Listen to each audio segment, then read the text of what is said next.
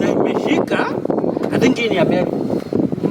Ya Meru inashikanga hivi. Na ukikula ya Meru within 5 minutes imeanza kushika. Sasa ndio nilikuwa namwambia, unaona Henry Disangu wakati alizaliwa hospitali hivi, wakati alizaliwa, unajua vile watoto na wango kofi pa aligonga kofi na nasi pa akaangalia daktari. Daktari, unanigongea nini?